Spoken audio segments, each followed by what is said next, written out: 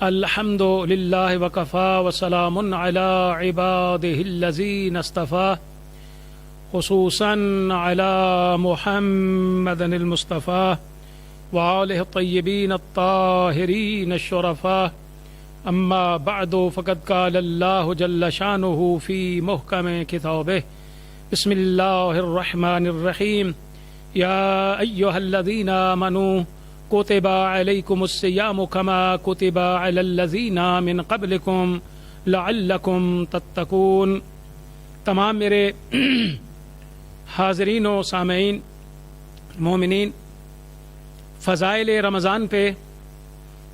آج ہمارا یہ 11واں درس ہے۔ عظمت ماہ رمضان کو بیان کرنے کے لیے، فضائل ماہ صیام کو بیان کرنے کے لیے ہم نے سورۃ بقرہ سے ایک آیت پڑھی اور مسلسل اسی آیہ مبارکہ پر آج ہماری یہ 11ویں گفتگو ہے۔ ذات پروردگار نے ارشاد فرمایا، اے صاحبان ایمان،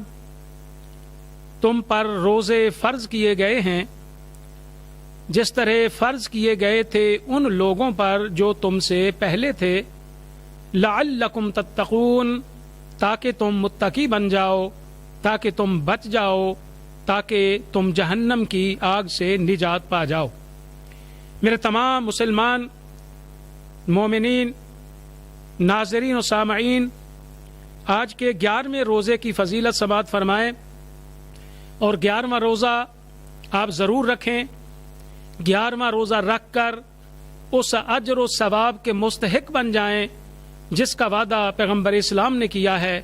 جس کا وعدہ مولا امیر المؤمنین نے کیا ہے، جس کا وعدہ ائمہ اہل بیت نے کیا ہے۔ اس اجر کے مستحق بن جائیں اور ماہ رمضان کا 11واں روزہ ضرور رکھیے، کیونکہ پیغمبر اسلام صلی اللہ علیہ وآلہ وسلم نے فرمایا کہ جو مومن، جو صاحب ایمان ماہ رمضان کا 11واں روزہ رکھے گا، اللہ اس کو اتنا ثواب عطا فرمائے گا کہ جتنا پیغمبر اسلام کے ساتھ 4 حج کرنے کا ثواب ہے۔ اللہ اکبر! آپ اندازہ لگائیں، یہ تفسیر عمدۃ البیان میں موجود ہے کہ پیغمبر اسلام نے فرمایا کہ جو ماہ رمضان کا 11واں روزہ رکھتا ہے، جملہ شرائط روزہ پر وہ عمل کرتا ہے، تو معصوم علیہ الصلوۃ والسلام نے فرمایا اللہ اس کو اتنا ثواب کرامت عطا فرمائے گا جتنا پیغمبر اسلام کے ساتھ 4 حجوں کا ثواب ہے۔ اور پھر میرے آقا پیغمبر اسلام صلی اللہ علیہ وآلہ وسلم نے بیان فرمایا کہ صدیقوں اور شہیدوں کے ہمراہ بجائے ہوئے 4 عمروں کے برابر اللہ اس مومن کو اجر دے گا جو ماہ رمضان کا 11واں روزہ رکھے گا۔ سبحان اللہ! کتنی بڑی فضیلت ہے ماہ رمضان کے آج کے روزے کی۔ اگر آپ نے ماہ رمضان کا 11واں روزہ رکھ لیا، گویا اللہ آپ کو اتنا ثواب کرامت عطا فرمائے گا، گویا آپ نے پیغمبر کے ساتھ مل کر 4 حج کیے ہیں، گویا آپ نے شہداء اور صدیقین کے ساتھ 4 حج عمرہ آپ بجا لائے۔ اتنا اجر اللہ عطا فرمائے گا اس مومن کو جو ماہ رمضان کا 11واں جو روزہ ہے وہ رکھتا ہے۔ اور میرے آقا پیغمبر اسلام صلی اللہ علیہ وآلہ وسلم نے ارشاد فرمایا کہ جس طرح کہ ہم نے گزشتہ درس میں بھی عرض کیا کہ وجوب روزہ کا اقرار کرنا یہ ضروریات دین میں سے ہے۔ جو روزے کے وجوب کا منکر ہے وہ کافر ہے، اس کا اسلام سے کوئی تعلق نہیں ہے۔ اور میرے آقا علیہ الصلوۃ والسلام نے ارشاد فرمایا کہ جو مسلمان، جو مومن بغیر عذر شرعی کے ماہ رمضان کا روزہ نہ رکھے تو اس پر اس کی قضا بھی واجب ہے، اس پر اس کا کفارہ بھی واجب ہے۔ یعنی ایک روزہ عمدن نہ رکھنا، آپ اندازہ کریں کہ اس کا کفارہ بھی ہے اور اس کی قضا بھی ہے۔ جب ایک بندہ روزہ آمدن جان بوجھ کر نہیں رکھتا تو اس کی قضا 60 روزے وہ مطلب ہے کہ اس کو رکھنے پڑیں گے۔ اور میرے آقا پیغمبر اسلام صلی اللہ علیہ وآلہ وسلم نے ارشاد فرمایا اور اس کا کفارہ یہ ہے، ایک روزے کا کفارہ یہ ہے کہ وہ 60 مسکینوں کو یا تو کھانا کھلائے یا 60 روزے رکھے۔ اور پیغمبر اسلام صلی اللہ علیہ وآلہ وسلم فرماتے ہیں کہ اس کو 31 روزے پے رکھنے ہوں گے، اس کے بعد وہ ناغہ کر سکتا ہے۔ یہ کفارہ ہے ایک روزے کا، جو آمدن جان بوجھ کر نہیں رکھتا۔ تو میرے تمام مومنین حضرات، ماہ رمضان کا 11واں روزہ ضرور رکھیے اور روزہ رکھ کر اس اجر و ثواب کے مستحق بن جائیں جس کا پیغمبر اسلام صلی اللہ علیہ وآلہ وسلم نے جو ہے وہ وعدہ فرمایا ہے۔ اور جس طرح میرے تمام ناظرین و سامعین، حضرت علی ابن ابی طالب علیہ الصلوۃ والسلام نے پیغمبر اسلام صلی اللہ علیہ وآلہ وسلم سے یہ نقل فرمایا ہے کہ جو صاحب ایمان، کہ جو مومن ماہ رمضان کا روزہ رکھتا ہے اور روزہ رکھ کر وہ اپنی آنکھ، اپنے کان، اپنی زبان، اپنے ہاتھ اور جوارے کو حرام اور جھوٹ سے وہ بچائے گا، تو میرے آقا نے ارشاد فرمایا کہ وہ قیامت کے دن، وہ روز قیامت انبیاء سے اتنا قریب ہوگا کہ وہ خلیل خدا کے زانوں کو مس کر سکے گا۔ سبحان اللہ! آپ اندازہ لگائیں کتنی بڑی فضیلت ہے ماہ رمضان کے روزوں کی، کہ جس نے روزہ رکھا، جس طرح ہم بیان کر چکے ہیں کہ بھوکا اور پیاسا رہنے کا نام روزہ نہیں ہے۔ ایک آدمی صبح سحری کرتا ہے اور وہ روزے کی حالت میں غیبت بھی کر رہا ہے، وہ روزے کی حالت میں جھوٹ بھی بول رہا ہے، وہ روزے کی حالت میں گانے بھی سن رہا ہے، وہ روزے کی حالت میں اس آواز کو بھی سن رہا ہے جس کا سننا حرام ہے، وہ روزے کی حالت میں ایسی چیز کو بھی دیکھ رہا ہے کہ جس کا دیکھنا شریعت مقدس میں حرام ہے، وہ اپنے کانوں کو حرام سے نہیں بچاتا، زبان کو غیبت سے نہیں بچاتا، تو اس کو یہ اجر نہیں ملے گا، بلکہ ان کے تمام اعضائے جسم کا روزہ ہو۔ تو میرے آقا امیر المومنین علی ابن ابی طالب علیہ السلام نے فرمایا کہ قیامت کے دن وہ انبیاء کے اتنے قریب ہوگا کہ حضرت خلیل خدا حضرت ابراہیم علیہ السلام کے وہ گھٹنے کو مس کر سکے گا۔ اور میرے آقا پیغمبر اسلام صلی اللہ علیہ وآلہ وسلم نے ارشاد فرمایا کہ اے روزہ دارو، ماہ رمضان میں حالت روزہ میں تمہارا جو دن ہونا چاہیے وہ عام دنوں جیسا نہیں ہونا چاہیے، بلکہ اس میں پتہ لگے کہ یہ مومن حالت روزہ میں ہے۔ اور میرے آقا پیغمبر اسلام صلی اللہ علیہ وآلہ وسلم نے ارشاد فرمایا، اور یہ میرے آقا نے جو ارشاد فرمایا جناب جابر ابن عبداللہ انصاری رضی اللہ تعالی عنہ سے فرمایا کہ جو صحابی رسول ہے، یہ جناب جابر رضی اللہ تعالی عنہ وہ جلیل القدر میرے آقا پیغمبر اسلام کے صحابی ہیں کہ جنہوں نے پیغمبر سے بھی درس لیا، جس نے مولا علی ابن ابی طالب سے بھی پڑھا، جس نے جناب حسن سے بھی فیض لیا، جس نے جناب حسین سے بھی فیض لیا، اور جس نے جناب علی زین العابدین سے بھی فیض لیا، اور جس جابر نے امام محمد باقر سے بھی فیض حاصل کیا، اتنا بڑا جلیل القدر صحابی ہے۔ اور دوسری بات یہ بھی عرض کرتا چلوں کہ جناب جابر کا مقام یہ ہے کہ یہ کربلا کا پہلا زائر بھی ہے، یہ کربلا کا پہلا زائر ہے۔ حضرت جابر ابن عبداللہ انصاری یہ مفسر قرآن ہے، لیکن صحابی یہ مصطفیٰ ہے، رسول خدا کا صحابی ہے، پیغمبر کا وفادار صحابی ہے۔ تو میرے آقا علیہ الصلوۃ والسلام نے جناب جابر ابن عبداللہ انصاری سے فرمایا کہ اے جابر، یہ ماہ رمضان ہے، جو دن میں روزہ رکھے، رات کو عبادت کرے، اور اپنے پیٹ اور شرمگاہ کو گناہ سے بچائے، اور اپنی زبان کو بدگوئی سے بچائے، تو معصوم نے فرمایا اللہ اس کے گناہوں کو دور فرما دیتا ہے، اللہ اس کے گناہوں کو معاف فرما دیتا ہے۔ اور میرے آقا پیغمبر اسلام صلی اللہ علیہ وآلہ وسلم نے ارشاد فرمایا کہ روزہ کو خدا کی طرف سے اپنے اوپر ظلم نہیں سمجھنا چاہیے،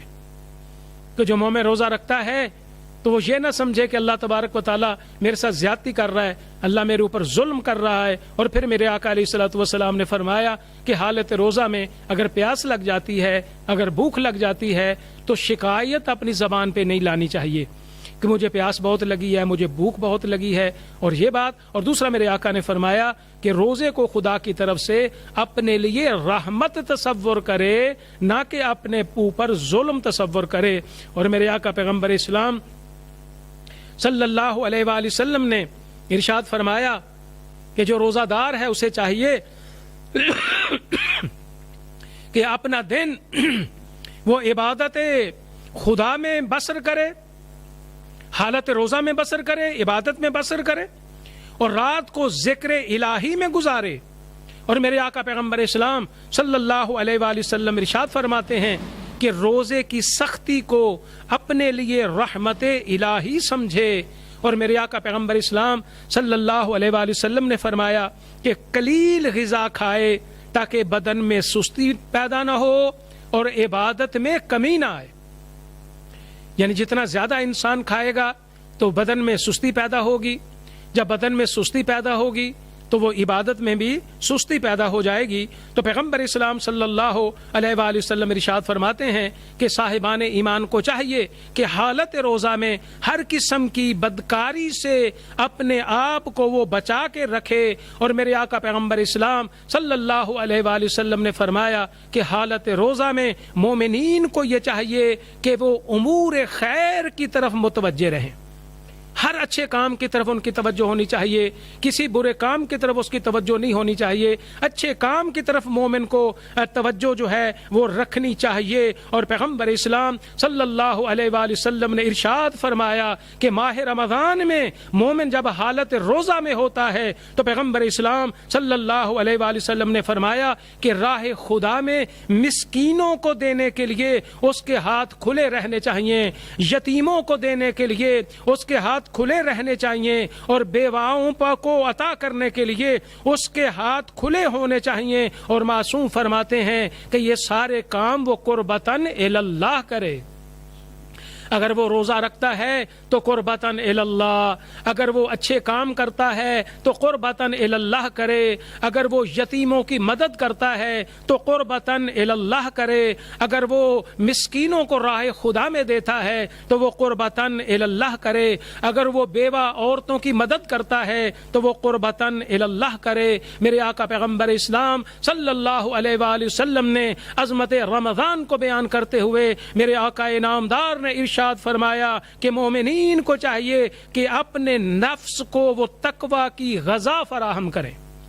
اپنے نفس کو تقوی کی غذا فراہم کرو. اور میرے آقا علیہ الصلوۃ والسلام نے فرمایا اپنی روح کو معرفت کی غذا دو, تمہارے روح کو معرفت کی غذا کی ضرورت ہے اور تمہارے نفس کو تقوی کی ضرورت ہے. اور میرے آقا پیغمبر اسلام صلی اللہ علیہ وآلہ وسلم نے ارشاد فرمایا کہ ریاکاری کو روزہ میں دخل نہ دے اور جبر و اکراہ سے بھی اس کا کوئی تعلق نہ ہو. اور پھر میرے آقا پیغمبر اسلام صلی اللہ علیہ وآلہ وسلم ارشاد فرماتے ہیں کہ جو بھی مومن شرائط روزہ پر عمل کرتا ہے اس کے ثواب کا یقین رکھتا ہے, اور پھر وہ اگر ماہ رمضان کے روزے رکھے گا تو وہ اس اجر کا ضرور مستحق بن جائے گا جس کا وعدہ پیغمبر اسلام صلی اللہ علیہ وآلہ وسلم نے کیا ہے. جو میں شرائط ابھی بیان کر رہا ہوں, اگر ان شرائط پہ عمل کرتے ہوئے میرے تمام ناظرین و سامعین مومنین و مسلمان توجہ کے ساتھ سماعت فرمائیں, ان تمام شرائط کو پورا کرتے ہوئے اگر کوئی محب اہل بیت, اگر کوئی مومن مسلمان ماہ رمضان کا 11واں روزہ رکھتا ہے, اللہ اس کو اتنا اجر دے گا جتنا پیغمبر کے ساتھ 4 حج بجا لانے کا ثواب ہے, جتنا صدیق و شہداء کے ساتھ 4 عمرے بجا لانے کا ثواب ہے. یہ اجر اس صاحب ایمان کے لیے ہے جو شرائط روزہ پر عمل کرتا ہے. اسی طرح میرے تمام مسلمان اور مومنین ناظرین و سامعین, حضرت رسول خدا صلی اللہ علیہ وآلہ وسلم نے ایک روز رسول خدا علیہ الصلوۃ والسلام نے ارشاد فرمایا کہ مجھ رسول کو, اور حضرت علی ابن ابی طالب فرماتے ہیں کہ مجھ علی کو 3 چیزیں بہت زیادہ محبوب ہیں, 3 چیزیں بہت زیادہ مجھے محبوب ہیں. پوچھا گیا کہ کون سی 3 چیزیں آپ کو بہت زیادہ محبوب ہیں, تو میرے آقا علیہ الصلوۃ والسلام نے ارشاد فرمایا سب سے زیادہ جو مجھے محبوب ترین چیزیں ہیں وہ یہ ہیں. مولا فرماتے ہیں سب سے پہلی چیز جو مجھے محبوب ہے وہ مہمان کی عزت کرنا,